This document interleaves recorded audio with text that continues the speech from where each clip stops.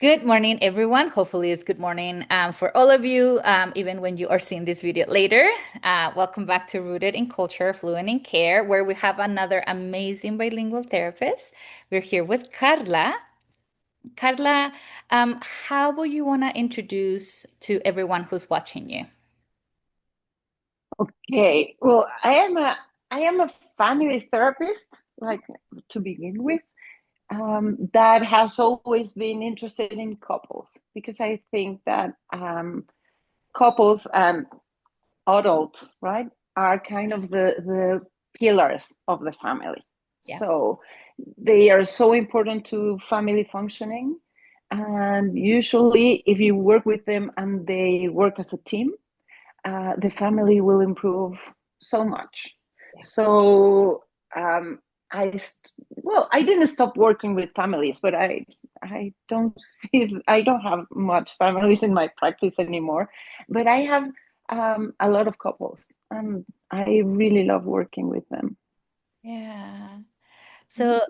let me ask you, how, as a marriage and family therapist, as an MFT, how this journey started for you? What brought you? Why one day you woke up and you said, "I want to be a mental health therapist"? What inspired you to be a therapist and be a bilingual therapist? Yeah. Well, my journey it's been a long one because first, I mean, when I had to choose, I was the university and I had to choose, and I was like, okay, I really love psychology, but I really love engineering, and I really love literature. So I was kind of torn between all these, and then my I don't know, my counselor said you should choose anything but industrial engineering, and I was just like, okay, I'm in team.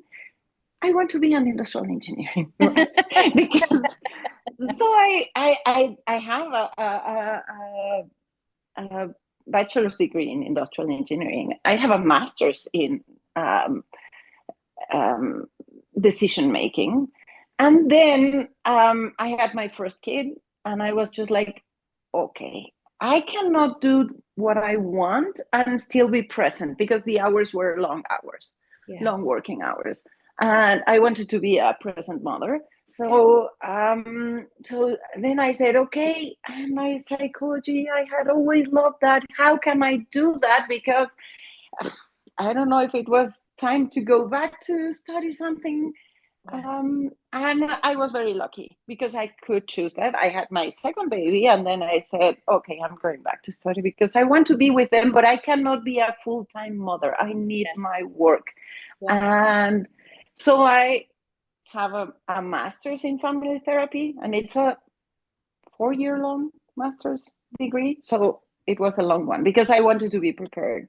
Yeah. And I also went back to university, and I studied the first 4 semesters of psychology to have like the basic knowledge, right? And then when it goes into organization psychology and all that, I say, okay, I know where I'm going because I really love working with families. Yeah. Mm. And then, as I said, I found out that when I was working with families, um, mainly they came because the kids were troublesome. There was Yeah. some problems with the kids, and but then when we start working and we kind of ground the couple, right? The parents, and they work as a team. And then the family kind of follows suit, right? And things get so much better. And I say, they're coming here because of the kids, but uh, Yeah. it's not the kids. I mean, it is the kids. But it's the couple. So then I started uh, finding out Yeah. like uh, models that work with couples, and I found emotionally focused therapy. Oh, and I said, this is it. This is such a loving and caring model, Yeah. and it respects so much the couple and what everybody is going through. And then when I first heard, yeah, if someone is shouting, you have to understand why they are hurting. And that was such a paradigm shift, Yeah. right? And it's just like, yeah, people hurt and they shout and they don't talk to anyone, and they just run away, and they blame and they criticize that. But beneath that, there is so much hurt, and they cannot do anything different. Yeah. So in this EFT model, they try to really understand what is going on with you. And then, because we don't even know when we are shouting and we just don't want to talk to our partner and say, don't talk to me, I'm leaving, right? I'll be back whenever I want to be back, or we don't even say anything.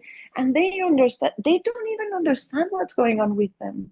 So that is the first step. And that was such an amazing discovery that I just, okay, I want to work with couples, right? and and then, well, I do speak English, and I'm Mexican, so my first language is Spanish. But then I found with COVID and this tele Tele- teletherapy, oh, that there are so many intercultural couples, Yeah. and culture is so important.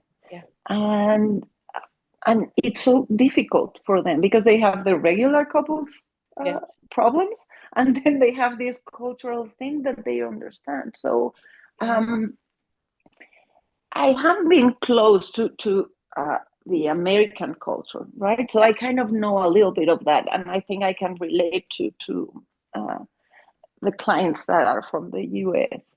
Yeah. Mainly they are from the US, and their couples are from Latin America, and I can relate to them as well.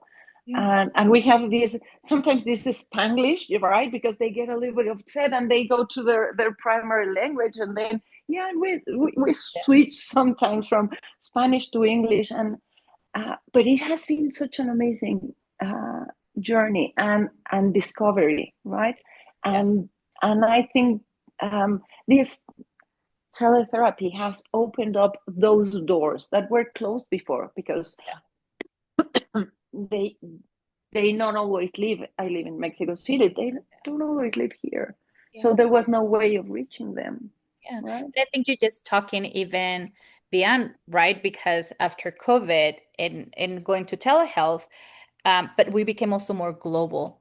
People started to travel and move into places. So there's a lot of Americans going to Mexico now. Yeah. We used to think only the people from Latin America will come to the US. That's not the case No, no, anymore. no.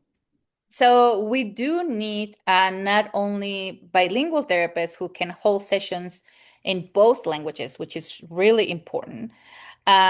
Language matters, but also understand the nuances that you just discussed in regards to, yes, they come and they fight, but a lot of times they're fighting about family culture, family values that we romanticize in a culture. And it's not until we're in it that we're like, oh, wait, what? This is not negotiable for me. And that's, I love that you're naming this in regards to the awareness that you have, the model that you use, the live experience that you have, and how you're helping this population. Yeah, yeah. I think really that's a basic point, right? There are problems that are like Yeah, regular couple problems, right? But then there are cultural yeah, issues, yeah, and and it is all as like the same way we don't realize when we are shouting, why are we shouting, right? What yeah, is hurting, and why are we resorting to shouting in yeah, that, and it's not working, but we still resort to it. yeah, The same happens with culture. yeah, It's so invisible, but it pulls us in so many directions, and we just react, yeah, and eh, and it's so natural. And then we have to, like, okay, this is cultural. Okay, now I get it. I can talk about it, yeah, because before I couldn't, because it was just like some force pulling me, like gravity. I mean, yeah, it, we never doubt there's gravity, and we act yeah, accordingly. And the same is with culture. We act accordingly, and we don't see it, and it's so natural. So we have to kind of bring it to the surface and talk about it, yeah, and then understand what is going on. What are these cultural differences? yeah, And I think that is so. Um, I don't know. I really like that, and I also kind of like. Well, I'm Mexican, so I don't consider we are um, fiery, or but then there's always this description from the American point of view that we are kind of fiery. I was like, Yeah, but I don't see it. But then I have learned to understand what they are talking about, yeah. right? And They're to talking about a validate their point. stereotype in regards to Absolutely, either Latinos or females. yeah. Yeah, you're absolutely right. But it's a stereotype. Let's It's a stereotype, right? But it's in their heads yeah, sometimes, and it's in their reactions, right? yeah, So helping them understand and kind of do not dismiss this Latino, but because it's also true for men. I mean, I have heard it from American women, right? Describing their Latino husbands, right? yeah, They are this, I don't know, there's this fire on them, and it's just like, okay, yeah. But then helping them understand that sometimes, yeah, there might be more emotional, let's say, but it do not dismiss that as nothing. It's just like you're emotional, and then no, okay, no, there's something behind that, right? Learning to understand, yeah, that there might be more emotional, right? They might bring more emotion to the table, to the discussions, but there's something there that is a valid point, and that is no, and then helping the more emotional part, like come. talking Yeah, differently so they can be heard, right? yeah. So that is very important, no? Yeah. And I love, right, because you're describing why I also fell in love with EFT, which is how do we help organize all these content and give meaning so that we can reframe it for the couple in front of us. You're absolutely Yeah. right. Let me ask you this because as a colleague, I was also born in Mexico. Um, what is something that most clients will not know that is listed on your resume or CV as we call it now, or what other professionals will not know if they read your resume that you want them to know about the work that you do? In the resume, we tend to put education, you know, very professional, but what is something that you want either potential clients to know about you that is not listed there? um, well, I think that my education gives me a unique perspective. I mean, being first in industrial engineering and having gone through that identity change, because it was an identity change, like, Yeah. yeah, you're industrial engineering, what are you doing like in therapy, right? Yeah. And nobody would believe me that that no, but I think it gives me like the first part of my education gives me an eye for um, um, I lost the word in English, patterns, Okay. for looking up for patterns, Yeah. right? And I think that is very important because in life we repeat patterns once and again and again and again. So when we kind of take a step back and see the patterns and say, okay, this is why I keep doing the same regardless of the content. I mean, like, because we all always think that the content is so important that we are fighting about something. Yeah, but when we take a step back, and it's just then it's not just about fighting with our partners, it's like in life, like all my bosses or in at work, all my bosses are always this and this and this. And they say, okay, take a step back, right? And these are patterns. But there's something that you cannot do about the world as it is, but as how you are engaging in the world, that the world is bringing you the same that you don't like, right? Yeah. Or is bringing you the same that you do want to receive, right?